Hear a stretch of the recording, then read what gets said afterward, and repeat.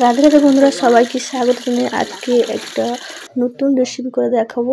নতুন নয়, পুরনো, অবশ্যই নতুনভাবে রান্না করে দেখাবো। আমাদের বাড়িতে ছোট্ট হেঁচুড়, আমরা এটাকে গাছ পাঁঠা, কচি পাঁঠা বলি, এটাকে গাছ পাঁঠা বলা হয়। তো গ্রামের মানুষ জানে গাছ পাঁঠা, হেঁচুড়কে আমরা গাছ পাঁঠা বলি।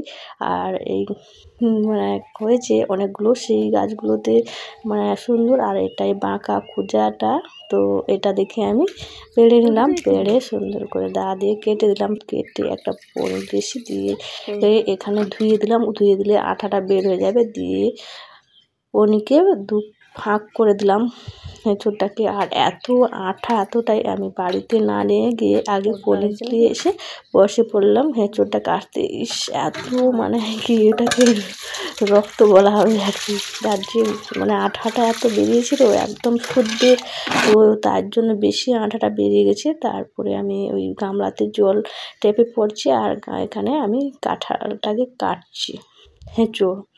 হেঁচুড়টাকে কেটে নিচ্ছি, আর কেটে নিয়ে ওই মানে শিরশির করে দিলাম। তারপরে আমি ছোটো ছোটো করে খাদি করে দেবো। দিয়ে জল গামলার মধ্যে দিয়ে দেবো। জল গামলার মধ্যে দিয়ে দিয়ে ওই আঠাগুলো না একদম ভেসে যাবে। সবগুলো ভালো করে কেটে নিলাম, দিয়ে ভালো করে ধুয়ে নিলাম। দেখো একটুকু আঠা নেই, তার জন্য কেটে নিয়ে আবার একটা পাত্রে এখানে জল নিয়েছি, আর 1 চামচ হলুদ গুঁড়ি আর তেল দিয়েছি। তেল দেওয়ার পরে পনির নিয়ে বসে পড়লাম। দিয়ে তার মাঝখানের অংশটাকে সুন্দর করে বাদ দিয়ে দিলাম। তারপরে তার খোসা, উপরের যে খোসাটা ভালো করে না যেন সবুজ থাকে, সেটাকেও ভালো করে ছাড়িয়ে নিলাম। দিয়ে ছোট ছোট করে কেটে নিলাম আমি। কেটে ওই তেল আর হলুদ গুঁড়ি যে দিয়েছি ওই জলের মধ্যে ফেলে দেবো। আর যেটুকু আঠা থাকবে ওইটাতে আর হাতে লাগবেও না। তো অনেকগুলোই সুন্দর, একটা কাঁঠাল মানে অনেকটাই হয়েছে। তো এইগুলো আমাদের বাড়িতে অনেকজন বা গাড়িওয়ালারা খাবে, তার জন্য অনেকটাই কেটে নিচ্ছি। প্লাস্টিকের জ্যামের মধ্যে ভালো ছোটো ছোটো করে কেটে নিচ্ছি।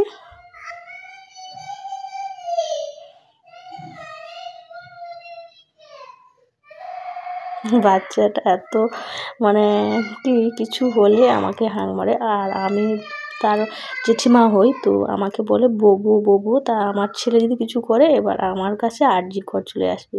তারপরে আমি এখানে আর পেঁয়াজ বাটা, পেঁয়াজ কেটে নিয়েছি, আদা বাটা, রসুন বাটা, টমেটো একটা নিয়েছি, আর আলু দিয়েছি দুটো, ছোটো ছোটো করে কেটে নিয়েছি, ঝোলে যেরকম কাটা হয়। আর এখানে দুটো মাছের মাথা ছিল, মাছের মাথা দেখে নাও। আর মাছটা নিয়ে এসছে, এই আজকে মাছের মাথা দিয়ে সুন্দরভাবে হেঁচড় রান্না করবো। আর এখানে কড়াইতে জল বসিয়ে দিয়েছি, জল বসিয়ে নুন হলুদ দিয়ে দিলাম।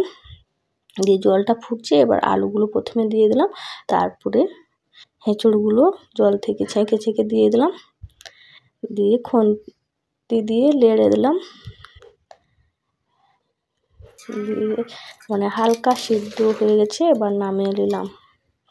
কিছু ঢাকনা দিইনি, কারণ ওই আঠাটা উপর দিকে উঠে যাবে, তো থালা বাটি যেখানে করে সেটাতে ঢুকে যাবে। দিয়ে কড়াইটা ভালো করে পরিষ্কার করে ধুয়ে আমি কড়াইয়ের মধ্যে তেল দিয়েছি। তেল দিয়ে মাছের মুড়োগুলো, মাছের মাথাগুলো ভালো করে ভেজে নিলাম, লাল লাল করে ভেজে নিয়েছি। আর জ্বালনটা এত পরিমাণে জ্বলছে, তো প্রচুর পরিমাণে জ্বলছে, বা তা তো বাঁশ মানে প্রচুর পরিমাণে জ্বলছে।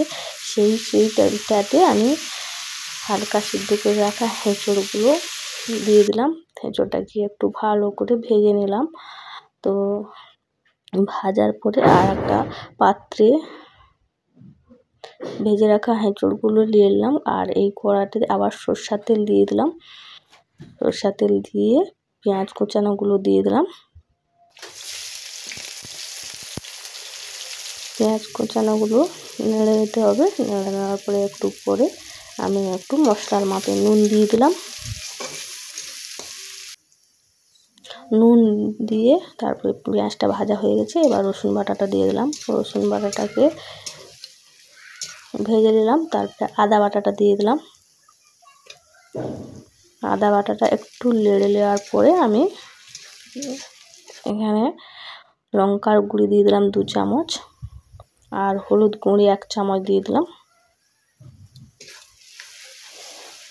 ভালো করে তারপরে মশলাটাকে কষিয়ে নিলাম। কষানোর পরে কেটে রাখা টমেটোটা দিয়ে দিলাম। টমেটো কুচানো দিয়ে নেড়ে নিলাম। নেড়ে মশলা ধোয়া জলটা দিয়ে দিলাম। দিয়ে আরও 1 বাটি জল দিয়ে দিলাম। দিলে মশলাটা সুন্দরভাবে মানে যে পেঁয়াজটা বা মশলাটা জল দিয়ে সুন্দরভাবে মশলাটাকে কষিয়ে নিলাম। আর ওই মশলার উপরে আমি মাছের মাথাগুলো যে ভেজে রাখিয়েছিলাম সেটাই দিয়ে ভালো করে খুন্তি দিয়ে মানে কেটে কেটে দিয়েছি, ছোটো ছোটো করে দিলাম। তারপরে ওই মশলার জলটা মরে গেছে, মশলা থেকে তেল ছেড়ে গেছে। এই মুহূর্তে আমি ভেজে রাখা এঁচোড়গুলো দিয়ে দিলাম। এঁচোড়গুলো দিয়ে নেড়ে নিলাম। নাড়তেই থাকবো 5 মিনিট মতো। আর এইভাবে নাড়লে ওই যে মশলার জল বা এঁচোড়ে যেটুকু সিদ্ধ বাকি আছে ওইটা সিদ্ধ হয়ে যাবে। তো জল মরে গেছে। এবার আমি পরিমাণ মতো জল দিয়ে দিলাম। জল দিয়ে দিয়েছি। এবার এঁচোড়টা ফুটছে কত সুন্দর, দেখো হয়ে গেছে। তো কাজ করতে করতে আমি তো জানো কাজ করতে করতে লাড়ি। তো রান্না তো আমাকে কাজ করতে করতে হবে। এক দাদাভাই আছে পিংলা থেকে, তার নাম বাচ্চু পাল। তো সে আমাকে বলে কাজ পাগল, কিছু করার নাই। দেখো হয়ে গেছে। এবার নামিয়ে নিলাম একটা জামের মধ্যে, দিয়ে গরম মশলার গুঁড়ি ছড়িয়ে দিলাম।